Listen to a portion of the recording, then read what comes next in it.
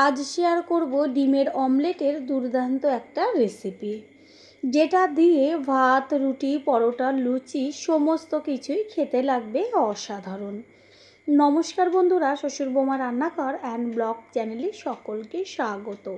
তাহলে কি করে তৈরি করব সেটাই দেখে নেওয়া যাক। প্রথমেই এইখানে একটা কাচের বোল নিয়েছি আর তার মধ্যে আমি ডিম ফাটিয়ে নেব। একটা একটা করে আমি 3টে ডিম এইখানে একসাথে ফাটিয়ে নেব। পরিবারের সদস্য সংখ্যা অনুযায়ী ডিম কম বেশি ব্যবহার করতে পারেন। এরপর ডিমের মধ্যে দিয়ে দেব হলুদ গুঁড়ো একদম অল্প পরিমাণ, তারপরে দিয়ে দেব কুচিয়ে নেওয়া ধনেপাতা, দেব লঙ্কার গুঁড়ো আর স্বাদ অনুযায়ী লবণ। সমস্ত কিছু দেওয়া হয়ে গেল। এবার চামচের সাহায্যে ভালো করে ডিমটা একটু সময় নিয়ে ফেটিয়ে নেব।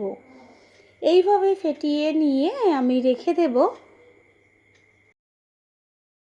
এদিকে একটা মশলা তৈরি করব, তার জন্য মিক্সিং জারের মধ্যে নিয়েছি টমেটো, বীজগুলোকে সব বাদ দিয়ে দিয়েছি।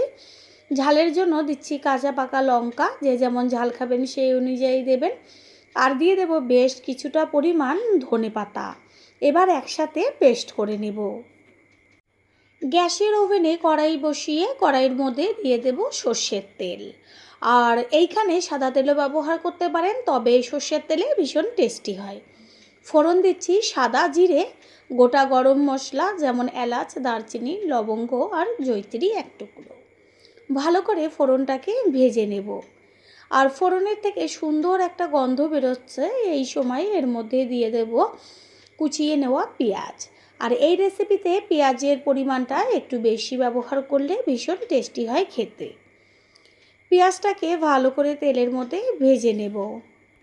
পেঁয়াজ বেশ লাল লাল হয়ে গেছে ভাজাতে, এইখানে 50% মতন ভাজা হয়েছে। এই পর্যায়ে এর মধ্যে দিয়ে দিচ্ছে 1 চা চামচ পরিমাণ রসুনের পেস্ট। পেঁয়াজের সাথে রসুনের পেস্টটা ভালো করে মিশিয়ে নিয়ে ভেজে নেব যতক্ষণ পর্যন্ত রসুনের কাঁচা গন্ধটা না যায়। রসুনের ভাজা একটা গন্ধ বেরোচ্ছে, এরপর দিয়ে দিচ্ছি আদার পেস্ট 1 চা চামচ। আগে রসুনটাকে ভালো করে ভেজে নিতে হবে, তারপরে আদার পেস্ট দিতে হবে।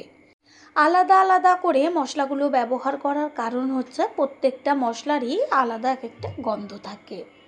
আমাদের ঘরের রান্নাগুলো সেই কারণে রেস্টুরেন্টের রান্নার থেকে একটু ভিন্ন হয়, কারণ যেহেতু আমাদের ঘরোয়া রান্না সেই কারণে আমরা সমস্ত মশলাই একসাথে ব্যবহার করি। এবার এর মধ্যে দিয়ে দিচ্ছি ওই যে ধনেপাতা আর টমেটো কাঁচা লঙ্কা দিয়ে পেস্ট করে রেখেছিলাম সেই মশলার মধ্যে দিয়ে দেব মিক্সিং জার ধোয়া জলটা। এবার এর মধ্যে দেব স্বাদ অনুযায়ী লবণ, কালারের জন্য হলুদ গুঁড়ো, দেব কাশ্মীরি লঙ্কার গুঁড়ো 1/2 চা চামচের থেকেও অল্প। এবার সমস্ত কিছু ভালো করে মিশিয়ে নিয়ে মশলাটাকে একটু সময় নিয়ে কষিয়ে নিতে হবে। মশলাটা যত ভালো কষানো হবে টেস্টটা তত টেস্টি হবে। পুরনো বন্ধুদের সবসময় আমাদের পাশে এইভাবে ভালোবেসে থেকে এগিয়ে নিয়ে যাওয়ার জন্য অনেক অনেক ভালোবাসা। মশলার থেকে হালকা তেল ছাড়ছে, মশলাটা এখনও কষিয়ে নেওয়া হয়নি। এই পর্যায়ে এর মধ্যে দিয়ে দেব 1 চা চামচ পরিমাণ ধনের গুঁড়ো। আমি এইখানে আর জিরের গুঁড়ো ব্যবহার করব না, এই যে দিয়ে দিচ্ছি 1 চা চামচ ধনের গুঁড়ো। ধনের গুঁড়োটাকে মিশিয়ে নিয়ে এবার সম্পূর্ণভাবে কষিয়ে নিতে হবে সুন্দর একটা মিষ্টি গন্ধ আসা পর্যন্ত। এটা কষানো হতে থাক। অন্যদিকে গ্যাসের অন্য ওভেনে একটা ফ্রাই প্যান বসিয়ে তাতে দিয়ে দিচ্ছি অল্প পরিমাণ সাদা তেল। তেলটাকে ফ্রাই প্যানের চারদিকে ছড়িয়ে দেব। তারপর যে ডিমটা আমি ফেটিয়ে রেখেছিলাম সেই সম্পূর্ণ ডিমটা একসাথে দিয়ে দিলাম। গ্যাসের ফ্লেম এই পর্যায়ে একদম লোতে রাখতে হবে। ওপরের যে অংশটা নরম রয়েছে সেটা আস্তে করে যখন টেনে যাবে একটু সময় দিতে হবে, যেহেতু ডিমের পরিমাণ অনেকটা, সেই কারণে অমলেটটা তো মোটা হবে, একটু হতে দিতে হবে নিচের পিঠটাকে। ওপরের অংশটা বেশ শুকিয়ে এসছে, এবার আস্তে করে খুন্তি দিয়ে ডিমের অমলেটের মতন মুড়িয়ে দেব। কোনো সমস্যা নেই, যদি ভেঙে যায় তাতে কোনো চিন্তার কারণ নেই। ঠিক এইভাবে মুড়িয়ে দিতে হবে। কত সুন্দরভাবে মোড়ানো হয়ে গেল। এবার একদম ছোট ছোট টুকরো করে নেব। ঠিক এইভাবেই খুন্তি দিয়ে ছোট ছোট টুকরো করে নিলেই সম্পূর্ণভাবে অমলেটটা তৈরি হয়ে যাবে। অমলেট তৈরি হয়ে গেছে, আর অন্য ওভেনে যে মশলাটা কষানো হচ্ছিল সেই মশলা একদম কষানো হয়ে গেছে। সুন্দর একটা মশলার থেকে মিষ্টি গন্ধ বেরোচ্ছে। এই পর্যায়ে এর মধ্যে দিয়ে দেব উষ্ণ গরম জল, গ্যাসের ফ্লেম হাই করে দিয়ে জলের সাথে মশলাটাকে ভালো করে মিশিয়ে নেব। আর এটা বেশ একদম একটু গামাখা গামাখা হবে, সেরকমই কিন্তু খেতে ভালো লাগবে। বেশি জলের কোনো রকম প্রয়োজন নেই, যেহেতু আমি কোনো রকম আলু ব্যবহার করিনি, সেই কারণে বেশি ঝোল একদমই প্রয়োজন নেই। হাই ফ্লেমে 2 থেকে 3 মিনিট মতো ঝোলটাকে ফুটিয়ে নিয়ে তারপর গ্যাসের ফ্লেম লো করে দিয়ে কিছুক্ষণের জন্য ঢাকনাটা চাপা দিয়ে দেব ঝোলটা ভালো মতন হবার জন্য। 3-4 মিনিট বাদে সরিয়ে দিয়েছি ঢাকনাটা। তারপরে ভেজে রাখা অমলেটগুলো আস্তে করে ঝোলের মধ্যে দিয়ে দেব। প্রথমবার যারা আমাদের চ্যানেল ভিজিট করছেন তাদের আন্তরিক শুভেচ্ছা ও অনেক ভালোবাসা। আমাদের রেসিপিগুলো যদি ভালো লেগে থাকে সাবস্ক্রাইব করে দেওয়ার অনুরোধ রইল, ও পাশে থাকা বেল আইকনে ক্লিক করলে পরবর্তী ভিডিওগুলো সবার আগে আপনাদের কাছে পৌঁছে যাবে।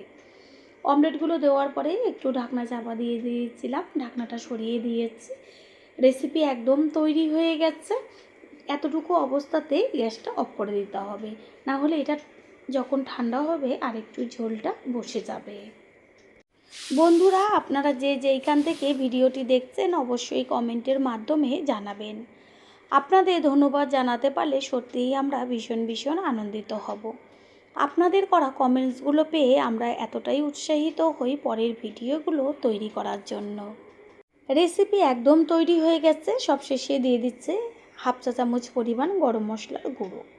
গরম মশলার গুঁড়োটাকে মিশিয়ে নিয়ে এবার গ্যাস অফ করে দেব। গ্যাস অফ করে দেওয়ার পরে ওপরে ছড়িয়ে দেব কুচিয়ে নেওয়া ধনেপাতা।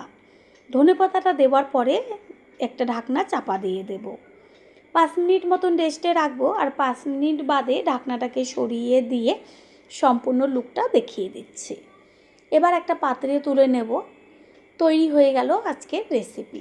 আশা করি রেসিপিটি ভালো লাগলো, আর যদি ভালো লেগে থাকে একটা লাইক, কমেন্ট, পারলে একটা শেয়ার করে অবশ্যই জানাবেন।